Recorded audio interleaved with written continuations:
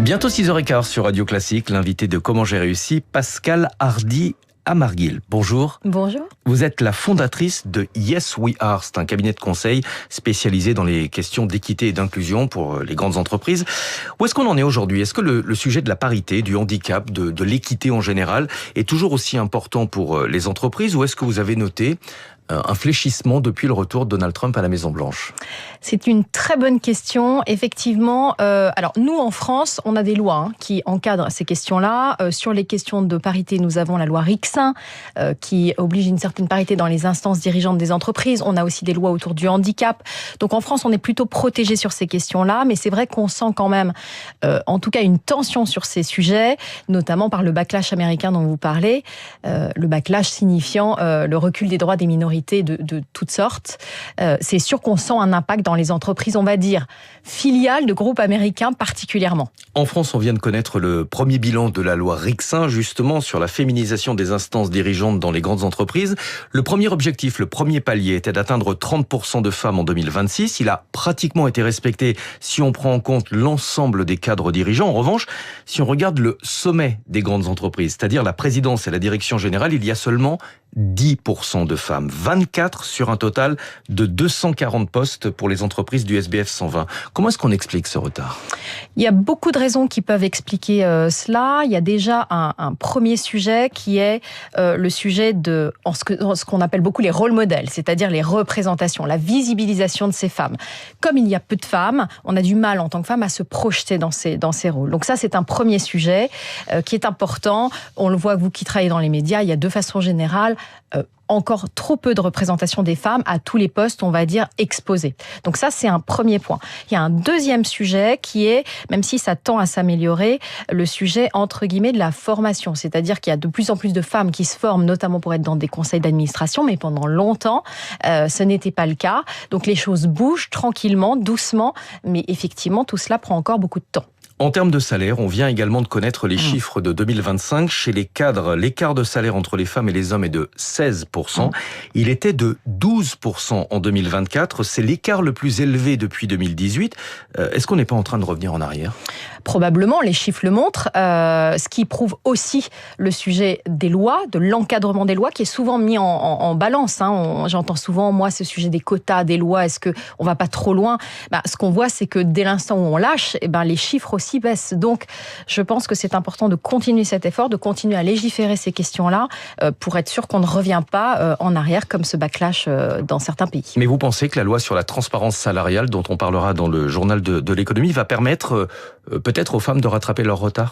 Je le souhaite, c'est en tout cas un des buts. On attend de voir comment ce dispositif européen va être transposé en France, mais évidemment, on souhaite que ça aide sur cette partie-là, bien sûr. Vous travaillez avec les grandes entreprises, pourquoi est-ce qu'elles vous contactent généralement ? Est-ce que c'est par conviction sur certains de ces sujets, ou est-ce que c'est surtout pour être en conformité avec la réglementation qui est plutôt contraignante en France ? Je dirais les deux. Certaines, évidemment, uniquement pour les lois, et c'est bien dommage. Même si, franchement, aujourd'hui, on tend plutôt à être sur des entreprises qui viennent par conviction. Il y a aussi une raison quand même intrinsèque à tout ça, c'est qu'aujourd'hui, les jeunes générations, les salariés de façon générale, sont en attente de ces dispositifs, d'avoir des entreprises plus inclusives. C'est important pour eux. Donc, en termes d'attractivité, mais aussi de rétention, les entreprises ne s'y trompent pas. C'est des sujets qui sont importants pour elles. Les chefs d'entreprise dénoncent régulièrement la complexité administrative qui parfois les empêche d'avancer aussi rapidement qu'ils le souhaitent. Alors, complexité administrative, ça veut tout et rien dire en même temps.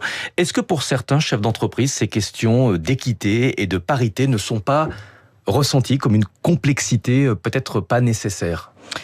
Je ne sais pas répondre à cette question. Peut-être. Vous êtes en contact des chefs d'entreprise. Je suis en contact avec des chefs d'entreprise. Je ne crois pas que ce soit l'administratif qui soit la problématique. Moi, ce que j'entends beaucoup comme enjeu, c'est plutôt le sourcing. J'entends toujours ce sujet-là. L'administratif, finalement, il passe un peu en second. C'est comment je vais trouver les bonnes personnes. Donc, c'est plutôt ce sujet-là qu'il faut travailler, je pense. L'administratif, il y a encore aujourd'hui beaucoup, désormais, d'organismes qui contribuent à ça pour simplifier les choses. C'est plutôt le sujet du sourcing. Alors, je vais vous donner un exemple. Sur la question du handicap, par exemple, la loi impose un quota de 6% de travailleurs handicapés dans les entreprises. Même dans les sociétés qui respectent cet objectif, elles ont parfois du mal à aller jusqu'au bout de la démarche et adapter réellement le poste de travail. Est-ce que le travail n'est pas fait justement qu'à moitié sur cette question du handicap ? On ne va pas assez loin aujourd'hui. Le sujet de l'aménagement des postes de travail, c'est un vrai sujet. Aujourd'hui, c'est des sujets sur lesquels quand même les entreprises investissent beaucoup, ne serait-ce que parce qu'il y a des sujets de contribution si elles ne le font pas. Mais aujourd'hui, oui, on ne va pas assez loin. Il y a aussi tout le sujet sur le handicap de la non-déclaration. Il y a encore aussi beaucoup de gens aujourd'hui qui n'osent pas se déclarer. Ça, c'est un gros sujet sur ces questions-là. Il y a une forme de coming out. Vous allez à un entretien d'embauche. Il y a un moment, vous allez, si vous avez un handicap non visible, vous allez devoir l'expliquer avec le risque de mettre un terme rapidement à votre entretien d'embauche. Alors, devoir, il n'y a pas d'obligation de le faire. En tout cas, il y a beaucoup d'entreprises qui poussent à le faire de plus en plus. C'est ça l'inclusion, c'est ça qu'on essaye d'avoir dans les entreprises de plus en plus, c'est pouvoir prendre sa place sans être stigmatisé ou discriminé. On va parler un peu de vous. Yes We Are, vous travaillez avec les grands groupes. Quelle est votre approche ? Comment est-ce que vous les accompagnez ? On les accompagne par du conseil, c'est-à-dire qu'on les accompagne vraiment à créer leur feuille de route sur ces questions-là, beaucoup par l'écoute salariée. On pense beaucoup que c'est important d'être sur le terrain, d'aller écouter ce qui se passe, la réalité, pour éviter tout plan d'action assez biaisé ou stéréotypé comme on peut le voir parfois malheureusement. Merci beaucoup. Pascale Hardy-Amargil. Je pense que j'ai écorché votre nom tout à l'heure. Excusez-moi. Merci beaucoup d'être venue ce matin. Vous êtes la fondatrice de Yes We Are. 6h21 sur Radio Classique. Nathalie Janson nous a rejoint pour les